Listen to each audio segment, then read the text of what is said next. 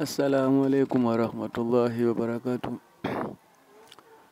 Natoa shukurani kwa wale wote walioshiriki kwa njia moja au nyingine kumsindikiza mama yangu mpendwa Mwana Hija Hamisi Saidi aliozikwa katika kijiji cha Shangane Mbokotoni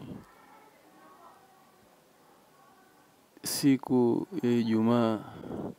Sina la kuwalipa bali Allah atawalipa wale wote walioshiriki kwa njia moja au nyingine malipo mema, na Allah amweke mahali pema mama yangu mzazi Mwana Hija Hamisi Saidi pamoja na Waislamu wote na waumini wote ulimwenguni.